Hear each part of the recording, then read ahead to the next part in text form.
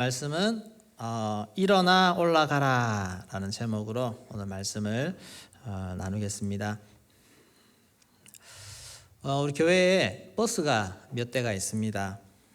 예전에 한동안 버스를 몰고 비전 트립을 많이 다녔습니다. 코로나가 터진 이후로는 잘 나갈 일이 없는 것 같습니다. 버스같이 큰 차는 소형차보다 가속 능력이 떨어집니다. 빨리빨리 그렇게 속도를 붙이기가 어렵습니다. 마력이 좋은 버스 같은 경우에는 좀 덜한데 대흥교회 1호 버스가 있습니다. 제일 먼저 구입했던 버스. 지금은 폐차를 했는데 차가 힘이 좀 많이 딸렸습니다. 그래서 평지를 다닐 때는 괜찮은데 오르막길이 생기면 그 전부터 쭉 탄력을 받아서 쫙 올라가면은 끝까지 잘 갈 수 있는데 그렇지 않으면 참 힘들었습니다. 속도를 받아서 오르막길을 쫙 달려가고 있을 때 앞에 대형차 트럭이 딱 가로막고 있으면 속도를 줄일 수밖에 없습니다. 대형차나 아니면 정말 여유롭게 운전을 해가는 그런 승용차들이 있습니다. 그런 차들은 어쩔 수가 없습니다. 그래서 브레이크를 밟고 속도를 죽였다가 다시 밟으면 이게 속도가 올라가지 않습니다. 안간힘만 씁니다. 발로 막 밟아도 속도는 올라가지 않습니다. 이것이 한번 힘 받았을 때, 소위 피를 받았을 때 딱 달려가다가 그게 한번 살짝 멈춰지면 다시 그 힘을 내기가 참 힘들다는 것입니다. 전쟁에서는 사기가 중요합니다. 승기를 잡았을 때 계속 밀어붙이는 것입니다. 운동 경기도 마찬가지죠. 승리를 거듭하고 있던 군대가 한번 패하고 나면 그 다음에 이 사기가 급격히 꺾입니다. 떨어집니다. 무조건 이긴다는 그런 자신감에서 이제는 질 수도 있겠구나. 두려움에 사로잡히기 시작합니다. 그러면 평소에 발휘하던 실력까지도 제대로 나오지 않습니다. 그리고 이 전세라는 것은 급격하게 역전이 되어버릴 수가 있습니다. 그래서 늘 지던 팀이 한번 이기고 나면 갑자기 사기가 올라가서 더 큰 힘을 발휘해서 연속으로 이겨버리는 그런 경우도 많이 있지 않습니까? 이것이 사기입니다. 이스라엘 백성들이 가나안 정복 전쟁에서 여리고성을 이기고 그 전에도 계속 싸움에서 다 이겨왔습니다. 근데 이 아이성 전투에서 첫 번째 패배를 맛보게 됩니다. 근데 이 첫 번의 패배, 또 안에 자세히 들여다보면 전사자들이 그렇게 많지는 않습니다. 근데 한 번의 이 패배, 이게 단순한 1패가 아니었습니다. 거침없이 승리를 거두며 달려가던 이 이스라엘 백성들이 이 한 번의 패배로 말미암아 상당히 많은 타격을 입게 되는 그런 상황이 되었습니다. 이전까지 가나안 족속들은 이스라엘 백성들이 달려온 행보를 보면서 거의 패닉 상태, 공포 수준입니다. 전쟁만 하면 다 이깁니다. 그리고 자기들이 철떡같이 믿고 있던 그 여리고성이 너무너무 순식간에 정말 어이없이 무너지는 그런 모습들을 보면서 과연 이 이스라엘 백성들을 이길 수 있는 방법이 어디 있을까? 답이 안 나오지 않습니까? 그런 가운데 자기들을 향해서 다가오는 그 이스라엘 백성들을 바라보는 그 심정이 어떻겠습니까? 이제 우리 차례인가? 우리의 죽음인가? 그런 마음으로 지켜보고 있습니다. 그러니까 그런 가운데서도 얼마나 철저히 준비하고 그렇게 있는 방법을 다 동원해서 방어하려고 애쓰고 있겠습니까? 그런데 이스라엘 백성들은 여리고성 전투에서 큰 승리를 맛본 이후에 이 아이성 전투를 대할 때 모든 면에서 방심하고 나태하고 제대로 준비 안 하고 이런 모습을 보였습니다. 그러니 당연히 질 수밖에 없는 전쟁이었던 것입니다. 이 한 번의 실패로 이스라엘 백성들은 큰 타격을 입었습니다. 반면에 가나안 족속들은 우리가 이길 수도 있네. 와, 이 작은 성에서 승리를 거두었다니 소망이 있구나. 그러면서 사기가 올라가는 것입니다. 그리고 이스라엘 백성들의 사기는 땅에 완전히 떨어지고 말았습니다. 성경에 보시면 백성의 마음이 녹아서 물과 같이 되었다라고 그렇게 표현할 정도로 정말 큰 타격을 입게 되었습니다. 리더인 여호수아도 마찬가지입니다. 우리 7장 7절 말씀 7절에서 9절까지 이들이 얼마나 낙심되어 있는지를 볼 수 있는데 한번 읽어보도록 하겠습니다. 이르되 슬프도소이다 주 여호와여 어찌하여 이 백성을 인도하여 요단을 건너게 하시고 우리를 아모리 사람의 손에 넘겨 멸망시키려 하셨나이까. 우리가 요단 저쪽을 만족하게 여겨 거주하였다면 좋을 뻔하였나이다. 주여 이스라엘이 그의 원수들 앞에서 돌아섰으니 내가 무슨 말을 하오리이까. 가나안 사람과 이 땅의 모든 사람들이 듣고 우리를 둘러싸고 우리 이름을 세상에서 끊으리니 주의 크신 이름을 위하여 어떻게 하시려 하나이까 하니. 네, 여호수아는 정탐꾼으로 갔을 때에도 믿음의 말을 했던 사람입니다. 근데 여기서 말하고 있는 이 여호수아의 말을 보면 좀 믿음의 사람인가 싶을 정도로 또 그런 믿음 없는 말들을 하고 있습니다. 그래서 상당히 낙심했다는 것을 볼 수가 있습니다. 우리들도 충분히 이럴 수 있습니다. 영적으로 충만하고 또 은혜 성령 충만할 때는 무엇이든지 할 수 있을 것 같고 주를 위해서 다 할 수 있을 것 같은데, 근데 한번 넘어지면 영적으로 사기가 꺾여버립니다. 또 몇 번 반복해서 실패하고 넘어지면 자신감을 잃어버리게 됩니다. 우리가 죄와의 싸움에서도 마찬가지입니다. 죄와 싸움에서 자꾸 넘어지고 하다 보면 정말 나도 모르는 사이에 영적으로 쫙 가라앉아 버리고 영적인 자신감도 생기지 않고 비전을 선포해도 나와는 상관없는 것 같고 그런 영적인 패배감, 이런 것에 우리의 마음을 빼앗길 수가 있습니다. 그리고 자신감을 다 잃어버리고 우리는 주저앉은 그런 상태가 되어버릴 수 있습니다. 영적으로 가라앉을 때 환호성을 지르는 그 존재는 마귀라는 것을 기억해야 됩니다. 우리의 대적 마귀는 우리가 주저앉아 있으면 있을수록 환호성을 지릅니다. 그래서 우리는 낙심할 수 있고 넘어질 수는 있지만 오래 있으면 안 됩니다. 빨리 회복을 해야 됩니다. 우리가 패하고 실패하고 주저앉을 수 있는데 그러나 빨리 일어나야 된다는 것입니다. 우리에게는 다시 일어날 수 있는 기회가 있습니다. 하나님이 우리에게 원하시는 것은 승리입니다. 그리고 우리가 승리하고자 마음만 먹으면 주님은 언제든지 우리를 다시 이렇게 세우실 수 있는 능력이 있으시고 의지가 있으신 분이라는 것입니다. 하나님이 내가 승리하는 거 싫어하실까요? 기뻐하시죠. 우리는 넘어지더라도 다시 일어서는 것 주님이 원하시는 것 아니겠습니까? 그래서 여러분 엎어지더라도 하나님 앞에서 엎어지십시오. 하나님 앞에서 엎드려 우시고 하나님 앞에서 토로하시고 그러십시오. 그러면 하나님이 말씀해 주실 것입니다. 여호수아는 절망한 채 하나님 앞에 엎드렸습니다. 그때 하나님의 음성이 들렸습니다. 오늘 8장 1절 말씀 같이 읽겠습니다. 여호와께서 여호수아에게 이르시되 두려워하지 말라 놀라지 말라 군사를 다 거느리고 일어나 아이로 올라가 보라. 보라 내가 아이 왕과 그의 백성과 그의 성읍과 그의 땅을 다 내 손에 넘겨주었으니. 네, 일어나 올라가라. 예, 또 이전에 7장에도 일어나라는 말씀이 있습니다. 오늘 그래서 제목을 일어나 올라가라 라고 그렇게 말했습니다. 혹시나 낙심하여 넘어져 있고 위축되어 있고 주눅들어 있는 우리 성도님이 계십니까? 다시 일어나십시오. 그리고 다시 올라가시는 은혜 시간이 되기를 소망합니다. 먼저 일어나라입니다. 실수나 실패에 한번 실수한 다음에 그 실수에 지나치게 집착하는 사람이 있습니다. 내가 왜 그때 그걸 안 했을까 하면서 계속 그 문제를 묵상하는 사람이 있습니다. 그러면 앞으로 나아가지 못합니다. 미래에 대한 다시 시작할 수 있는 기회를 오히려 빼앗겨버리고 맙니다.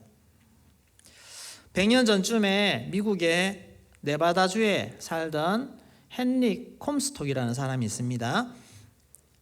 이분이 버지니아 시티에 위치한 큰 산을 소유하고 있었는데 이 산을 처분할 때 헐값으로 그렇게 산을 팔아버렸습니다. 가치를 잘 몰라서 $11,000에 그 산을 팔았는데, 그리고 나서 그 뒤에 얼마 후에 그 산에서 미국 최대 규모의 은광이 발견된 것입니다. 매장량이 당시 평가로 $5억 이상으로 밝혀졌습니다. 이 콤스톡 씨가 그 사실을 알고는 너무 억울한 것입니다. 왜 내가 그걸 팔았지? 왜 내가 저걸 저렇게 싼 값에 팔았지?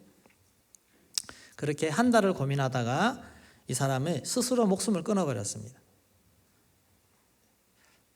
$5억 가치, $5억 되는 가치를 내가 $10,000에 팔았다고 하는 그 자신의 실수, 그것은 실수일 수 있습니다.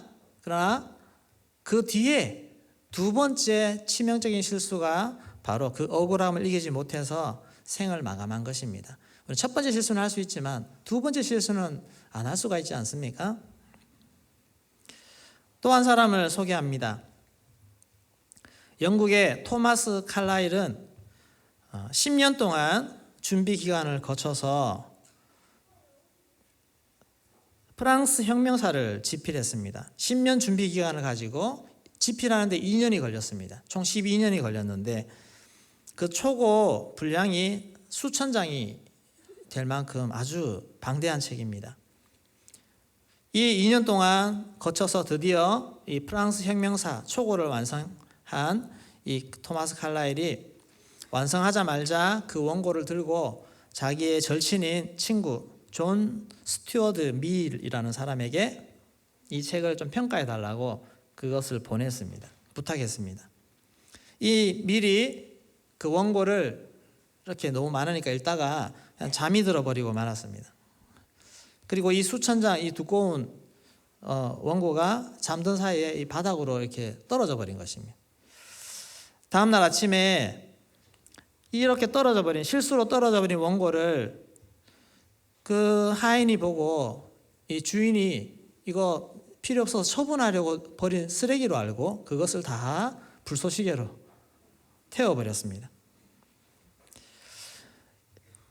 잠에서 깨서 이 사실을 알게 된 이 밀이 사색이 됐습니다. 그래서 칼라일에게 찾아가서 이러이러한 이야기를 했습니다. 이 칼라일은 지난 2년 동안 또 10년 준비해서 2년 동안 썼던 그 노력이 수포로 돌아가자 일주일 동안 음식을 먹지 못할 정도로 너무 속상한 것입니다. 속상하고 우울증이 찾아오고 무기력해지고 그런 상황을 맞게 되었습니다. 그러던 어느 날 이 칼라일이 집 밖에서 무너진 담장을 수리하는 인부들을 보게 되었습니다. 무너진 담장에 다시 쌓기 위해서 벽돌을 한 장 한 장 이렇게 얹는 그 인부들이 작업하는 모습을 보다가 깨달음이 오는 것입니다. 그리고 그의 마음에 새로운 마음을 품었습니다. 그래, 한 장 한 장 벽돌을 쌓아 올리는 것처럼 내가 매일 한 페이지씩 다시 써보자. 그런 마음을 품었습니다. 그렇게 해서 다시 2년이 걸려서 그 프랑스 혁명사를 다시 쓰게 된 것입니다. 그런데 그렇게 다시 쓰여진 프랑스 혁명사가 지금 또 많은 사람들에 의해서 유명하게 인정받는 대작이 되었습니다. 그런데 그 원고를 다시 쓰는 과정에서 처음 초고를 썼을 때 발견하지 못했던 70군데의 오류를 발견하게 되었다고 합니다. 그래서 다시 쓰면서 이것을 다 교정을 하고 수정해서 그렇게 쓰게 된 것입니다. 실패가 전부 나쁜 것이 아닙니다. 실패를 다시 딛고 일어설 때에는 이전보다 오히려 더 좋은 것들이 기다리고 있을 수 있습니다. 한번 실패로 내 인생 끝났다라고 생각하는 사람만큼 어리석은 사람이 없습니다. 여러분, 관계에서 한번 틀어졌습니까? 그걸로 끝입니까? 그렇지 않습니다. 내가 하던 일에서 한번 낙담했습니까? 낙마했습니까? 그걸로 끝이 아닙니다. 하나님은 주저앉아 있는 여호수아에게 야단치면서 다시 일어나라고 하십니다. 여호수아 7장 10절 말씀 같이 읽어보겠습니다. 여호와께서 여호수아에게 이르시되 일어나라 어찌하여 이렇게 엎드렸느냐. 네, 일어나라. 어찌 이렇게 엎드려 있느냐. 네가 지금 이렇게 엎드려 있을 때냐. 일어나라. 야단치는 것입니다. 빨리 원인을 분석하고 조치를 취해서 다시 일어나라는 것입니다. 넘어졌다가 다시 일어날 때 주의해야 할 것은 내가 무엇 때문에 넘어졌지를 살펴봐야 됩니다. 원인을 분석하고 넘어진 이유를 알고 제거하는 것이 중요합니다. 이스라엘 백성들은 그들이 범죄했기 때문입니다. 하나님께 바쳐진 물건을 아간이 훔쳐서 숨겨놨던 그것 때문에 이스라엘 백성들이 패한 것입니다. 7장 11절 12절 말씀 있는데 같이 한번 읽어보겠습니다. 이스라엘이 범죄하여 내가 그들에게 명령한 나의 언약을 어겼으며 또한 그들이 온전히 바친 물건을 가져가고 도둑질하며 속이고 그것을 그들의 물건들 가운데에 두었느니라. 그러므로 이스라엘 자손들이 그들의 원수 앞에 능히 맞서지 못하고 그 앞에서 돌아섰나니 이는 그들도 온전히 바친 것이 됨이라. 그 온전히 바친 물건을 너희 중에서 멸하지 아니하면 내가 다시는 너희와 함께 있지 아니하리라. 네, 그것 때문에 능히 원수와 맞서지 못했다라고 말하고 있습니다. 그리고 그 온전히 바쳐진 물건을 너희 중에서 멸하지 아니하면 내가 다시는 너희와 함께 하지 아니하리라. 이것이 하나님의 의중입니다. 죄를 품고 죄가 있기 때문에 하나님이 나와 함께 하시지 않는 것입니다. 죄가 있기 때문에 우리는 원수와 맞설 수가 없는 것입니다. 그리고 그것을 내가 포기하지 않고 계속 붙잡고 있는 한 하나님이 말씀하십니다. 내가 다시는 너희와 함께 하지 않겠다. 이것이 우리가 영적 전쟁을 하고 하나님 일을 할 때 반드시 기억해야 되는 것입니다. 우리의 승리가 어디서 오는가? 죄를 짓게 되면 무장이 해제가 되어버립니다. 우리는 거룩함으로 옷 입는 것입니다. 거룩함으로 옷 입을 때는 적의 공격을 막아낼 수 있지만 이 거룩함이 벗겨지게 되면 적들의 표적 앞에, 공격 앞에 무방비 상태가 되어집니다. 그래서 철저히 죄를 제거하라고 그렇게 말하는 것입니다. 7장 25절 26절 같이 읽어보겠습니다. 여호수아가 이르되 내가 어찌하여 우리를 괴롭게 하였느냐. 여호와께서 오늘 너를 괴롭게 하시리라 하니 온 이스라엘이 그를 돌로 치고 물건들도 돌로 치고 불사르고 위에 돌무더기를 크게 쌓았더니 오늘까지 있더라. 여호와께서 그의 맹렬한 진노를 그치시니 그러므로 그곳 이름을 오늘까지 아골 골짜기라 부르더라. 네, 여호수아가 말합니다.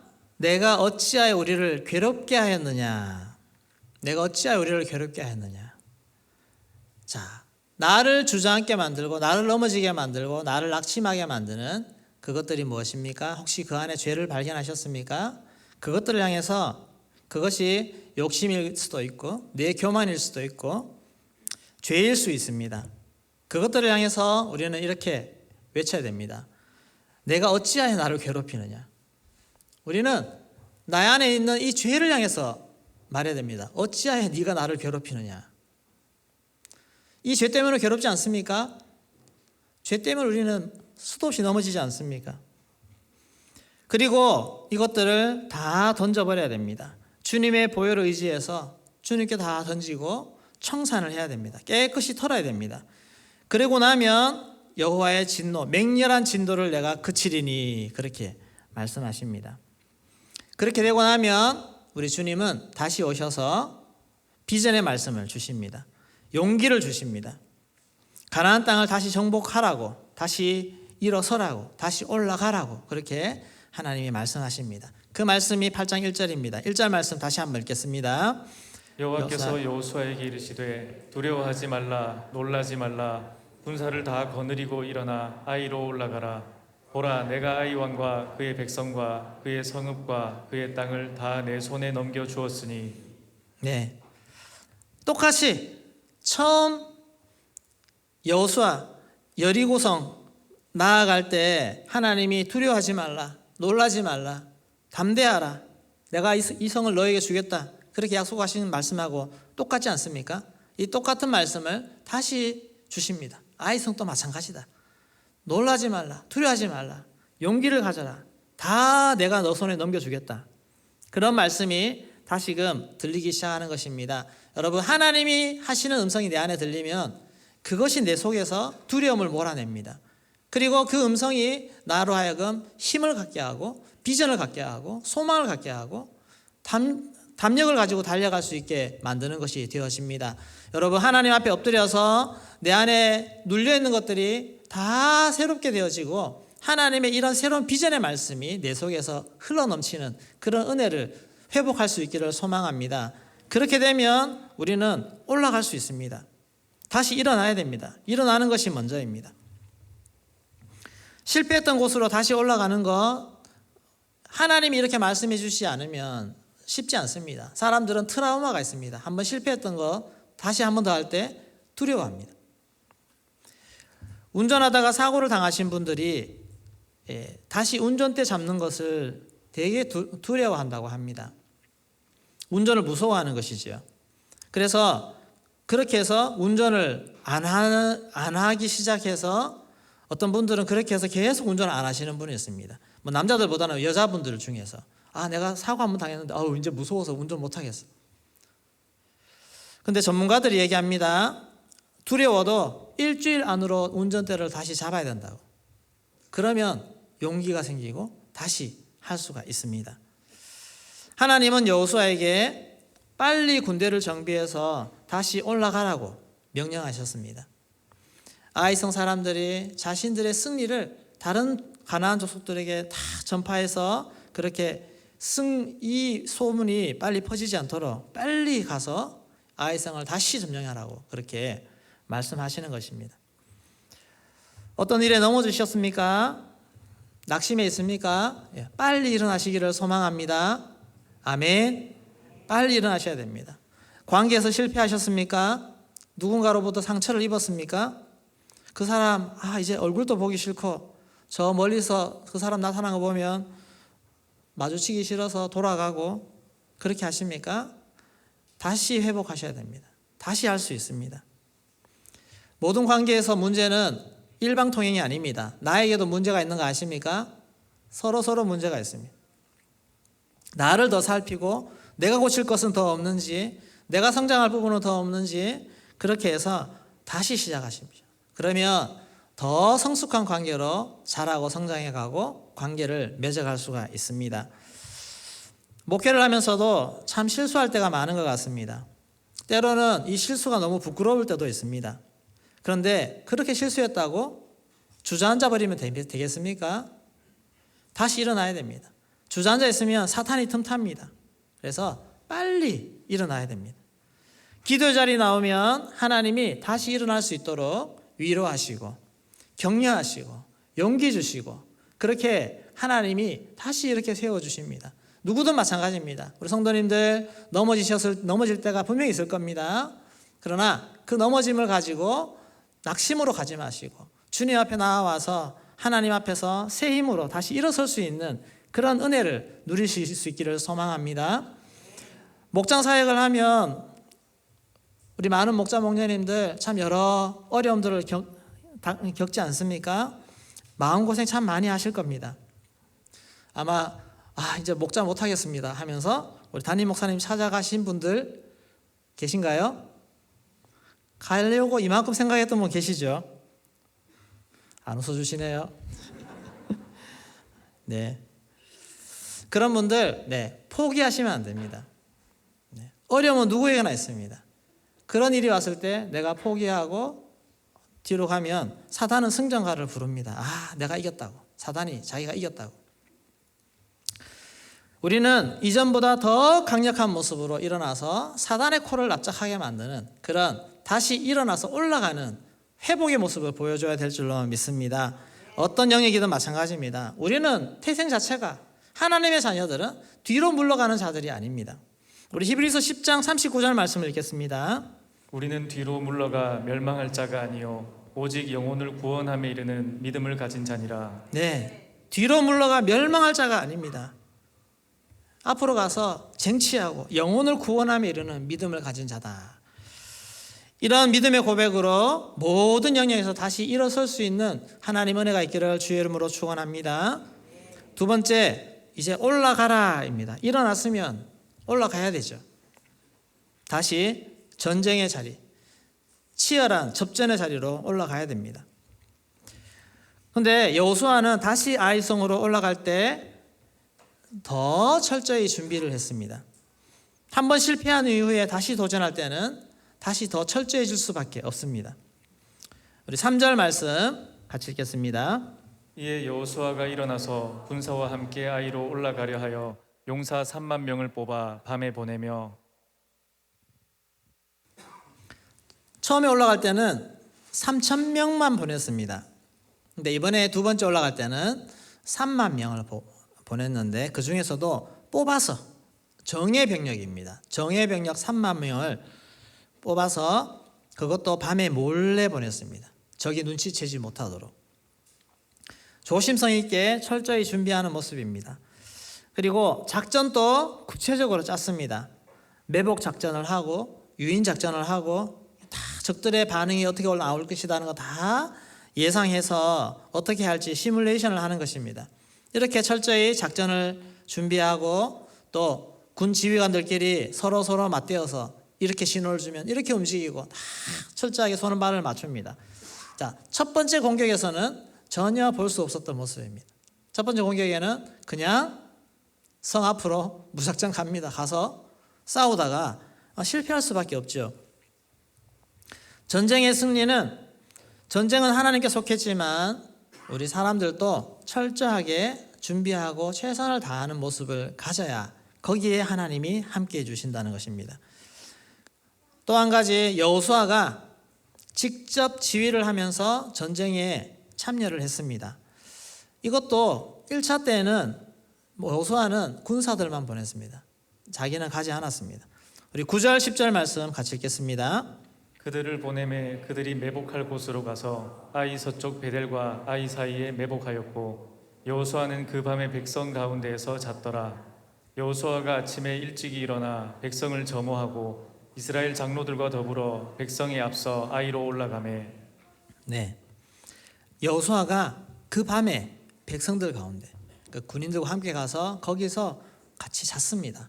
혼자서 그냥 군인들 다 내보내고 있는 것이 아니라 본인이 제일 앞장서서 이 전쟁에 나가고 직접 지휘하고 진두지휘하는 것입니다. 그리고 여리고성은 해저 290m, 아이성은 해발 높이가 1200m 정도 됩니다. 얼마 높은 산이잖아요. 거기를 밤에 단숨에 올라갈 정도로 군사 작전입니다. 말하자면 군사 작전인데 여기에 여호수아가 직접 앞장서서 작전을 지휘하게 됩니다.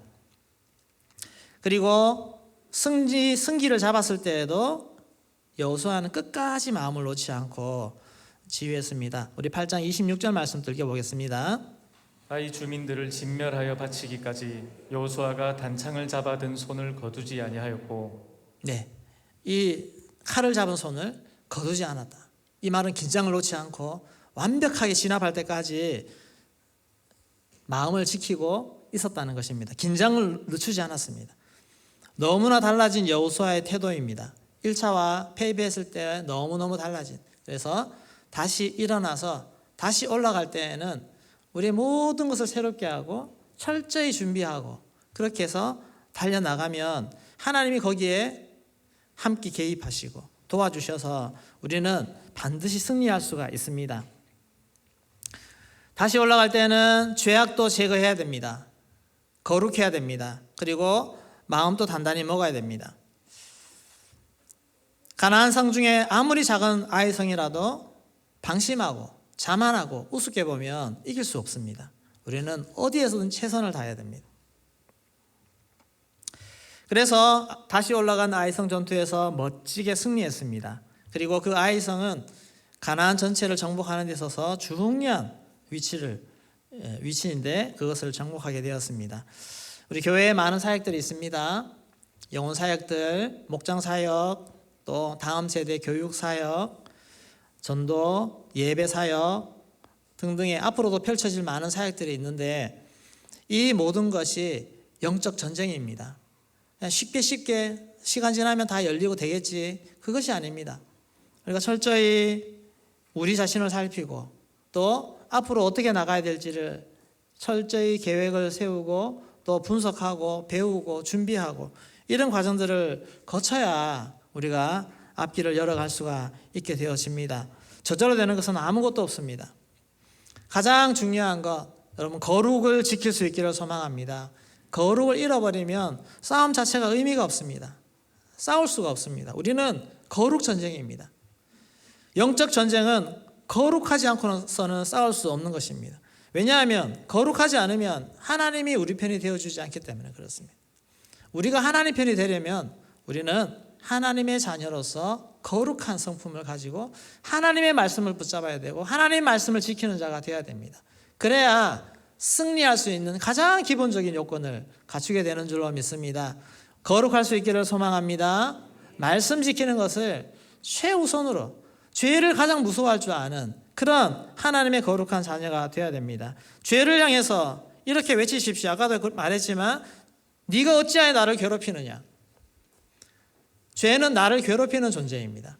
네가 어찌하여 나를 괴롭히느냐. 과감하게 떨어버리시고 죄에서 벗어나시고 하나님의 거룩한 자녀로서 자유를 얻을 수 있기를 소망합니다.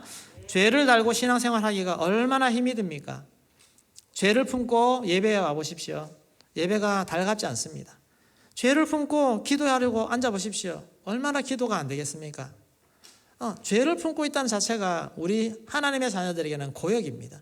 나를 괴롭게 하는 것입니다. 그러나 죄를 떼어내 보십시오. 떨쳐 보십시오. 다 던져버려, 쓰레기통에 다 버리십시오. 그러면 마음이 가뿐해지고 하나님의 말씀에 그 꿀송이처럼 단 것을 경험하게 되고 기도할 때 하나님과 소통되는 그 기쁨을 하나님이 허락하시는 줄로 믿습니다. 죄를 다 버리시면 됩니다. 그리고 내게 주어진 일, 내게 맡겨진 일, 내가 해야 할 일을 철저히 잘 준비하고 연구해서 그곳에서도 준비한 가운데 나아가서 구체적으로 승리할 수 있는 그런 우리 하나님의 일꾼이 되어지기를 소망합니다. 교회 건축을 이제 시작하려고 하는데 무엇부터 해야 되겠습니까? 더 거룩할 수 있기를 소망합니다. 거룩하시기를 소망합니다. 거룩할 때 외부에서 어떤 공격이 와도 우리를 지킬 수 있는 능력이 다른 것이 아닌 거룩하면서 오는 줄로 믿습니다. 거룩할 수 있기를 소망합니다. 그리고 앞으로 더 설계부터 해서 모든 면에 잘 준비해서 철저히 준비해서 실수가 없도록, 웬만하면 실수가 없고 다시 하는 일이 없도록 우리가 철저히 나아갈 때 이 성전 건축 또한 주 안에서 멋지게 승리하게 될 줄로 믿습니다. 아울러 앞으로 펼쳐질 많은 사역들을 위해 하나님이 축복하셔서 우리가 이 사역들을 다 감당해낼 수 있을 만큼 준비되고 그렇게 할 수 있는 역량을 갖춘 우리 대원교회가 되기를 소망합니다. 하나님 앞에서 이렇게 해서 정말 멋지게 가나안을 정복해 갈 수 있는 그런 은혜와 축복이 대원교회에 저와 여러분과 우리 대원교회 모든 성도님들 가정까지 다 함께 참여할 수 있는 은혜가 있기를 주의 이름으로 축원합니다. 네, 주는 나의 승리. 잘할까요?